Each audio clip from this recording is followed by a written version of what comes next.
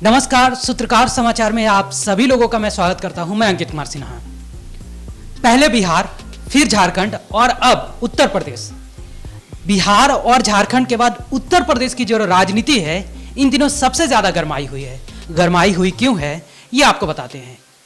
उत्तर प्रदेश 80 लोकसभा सीटों वाला राज्य है जहां पर बीजेपी अधिकतम सीटें जीतती हुई है। इसके अलावा इस बार का जो चुनाव है बीजेपी ने 80 में 80 सीट जीतने का शुरू से ही दावा कर रही है, लेकिन इसमें बीजेपी के लिए राह का सबसे बड़ा रोड़ा है जयंत चौधरी की पार्टी और पश्चिमी यूपी यानी कि पश्चिमांचल, जिसे जाटलैंड भी कहा जाता है, जहां पर बीजेपी 2014 का लोकसभा चुनाव, 2017 का विधानसभा चुनाव, 2019 का लोकसभा चुनाव और 2022 के विधानसभा चुनाव में शानदार प्रदर्शन किया था। लेकिन इस बार का जो चुनाव है काफी कठिन माना जा रहा है, क्योंकि वहां का जो क्षेत्रीय दल है आरएलडी यानी राष्ट्रीय लोक दल पार्टी, जो जयंत चौधरी की पार्टी है, पहले उनके पिता अजीत सिंह वहां उस पार्टी के जो प्रमुख थे, और जयंत चौधरी की बस यही पहचान है। जयंत चौधरी किसान नेता और भारत के पूर्व प्रधानमंत्री चौधरी चरण सिंह के बेटे भी हैं।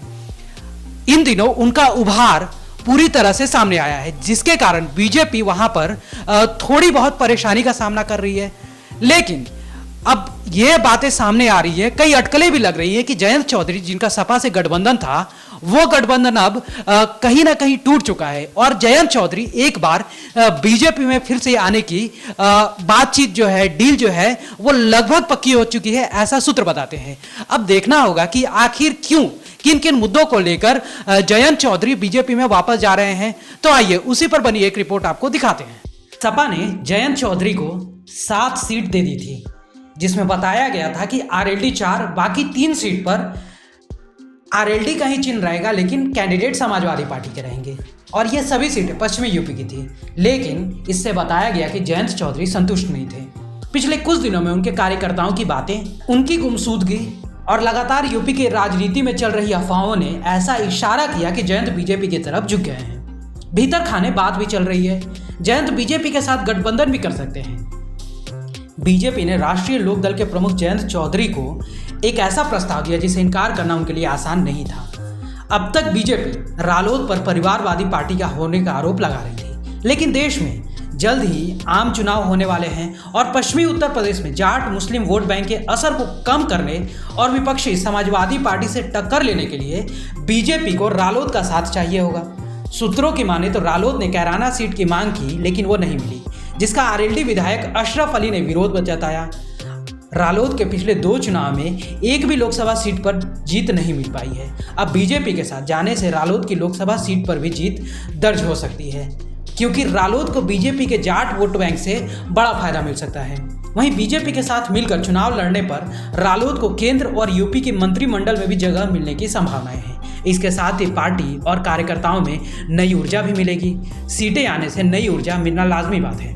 लोकसभा चुनाव 2024 में अजीत चौधरी की विरासत बचाने के लिए जयंत चौधरी के पास बड़ी चुनौती भी है, क्योंकि ये चुनाव चौधरी अजीत सिंह के निधन के बाद पहला चुनाव है और इस चुनाव में रालोद की जीत जरूरी है। इस समय आरएलडी का वोट बैंक कम हो रहा है, या यूं कहे आरएलडी का जो जनाधार क्षेत्र है सिकुड़ रहा है। इस चुनाव में मिली जीत कार्यकर्ताओं में नई ऊर्जा देने का काम करेगी।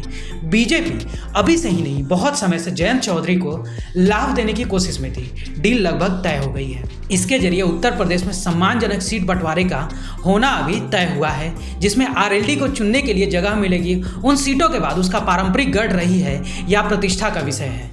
सूत्रों के मुताबिक बातचीत में केंद्र और लखनऊ में एक मंत्री पद का प्रस्ताव भी शामिल है। संभावना है कि जयंत चौधरी दिल्ली में कैबिनेट मंत्री बनेंगे और अपने 9 विधायकों में से एक को उत्तर प्रदेश में नियुक्त कराएंगे। जयंत चौधरी का जाना यह सच में INDIA गठबंधन और सपा के लिए उत्तर प्रदेश में बड़े झटके से कम नहीं है, क्योंकि पूर्वांचल की उत्तर प्रदेश में बीजेपी जो है जातिगत जो जनगणना होती है, जातिगत समीकरण होती है, उसको साध चुकी है। पश्चिमी यूपी में जाट जो है बीजेपी से नाराज बताए जाते हैं, लेकिन आरएलडी के आ जाने के बाद बीजेपी और मजबूती के साथ उभर कर आएगी और जो 400 का सपना बीजेपी देख रही है वो हो सकता है पूरा हो। फिलहाल के लिए इतना ही। बाकी की खबरों के लिए जुड़े रहिए सूत्रकार समाचार के साथ। हमारा यह वीडियो अच्छा लगा तो इसे लाइक करें, शेयर करें और हाँ, सब्सक्राइब करना ना भूलें।